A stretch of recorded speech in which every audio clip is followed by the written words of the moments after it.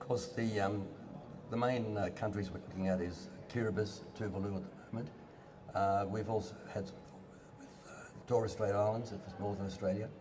But the obvious risks are these countries are sinking because of the rising waters. You know, the effects of climate change, the extremes of weather, there's droughts and also the heavy rainfalls, the hurricanes and everything else, is affecting the livelihoods of these people.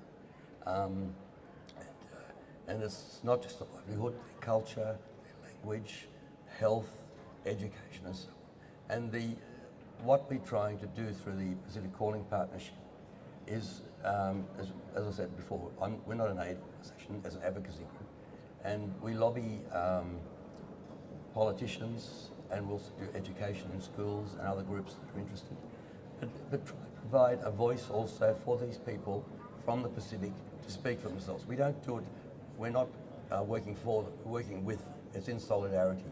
But one of the other things we want to do is to change the narrative, if you like. And I think Mary Robinson was saying something similar. It's about presenting the human face of what people are living with every day now. We've had these COP every year, these COP meetings, and they talk about climate negotiations and all those sorts of things, and we go home again. But these people are living with the effects of climate change every day and dying, you know. And so that's, you know, it comes back to a question of climate justice, really, rather than climate change. It's climate justice, because it's the people who have the lowest ecological footprint are paying the highest price. And I think we've seen that here. I mean, in a way, we're fortunate here at the COPs to actually meet some of these people. And I've interviewed people from some of these islands, from Tuvalu, and the sense of urgency in their voice is often greater because, as you say, they are living with it. And for some of us, it's perhaps a little bit abstract, the debate. You know, we can turn away and, you know.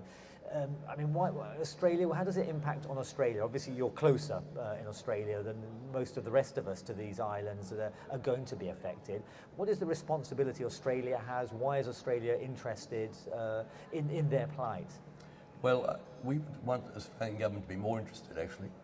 We have a big responsibility to, you know, in terms of emissions and carbon emissions and so on. We're still focused very much on fossil fuels, coal exports, digging up coal and all those things.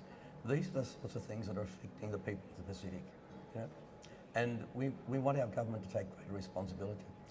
We've just recently got a seat on the Security Council. We're presenting ourselves as a good neighbour, good global citizen.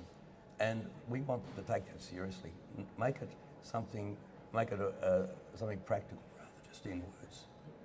I mean, well, I just wonder what the feeling is like on some of these islands. I mean, do they already feel that it's perhaps too late, that they can't be saved, that we're not moving fast enough, or do they still have a feeling, a hope that agreement will be reached here, which will stop sea levels rising, will stop them disappear? You know, it's not overly dramatic to say they could disappear. Absolutely. I'm sure the people don't want to move. Their hope is that they stay there. It's their home. It's where their graveyards, their cemeteries, you know, they're all being covered by water now, you know, and they don't want to leave. But that might be a possibility.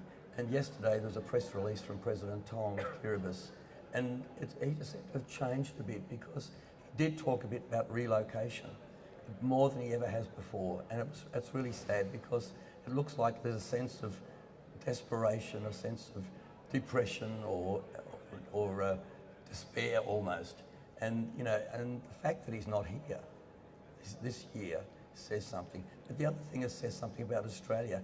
The only person from the government was a parliamentary secretary that we could muster to come here. We have sent no ministers to this conference. So what are we saying? And we really need to have this stronger voice, a prophetic voice, and the churches also need to be part of that as well. You know, to raise that profile of these people. You know, if we really care about the people who are vulnerable, this is a real opportunity for us.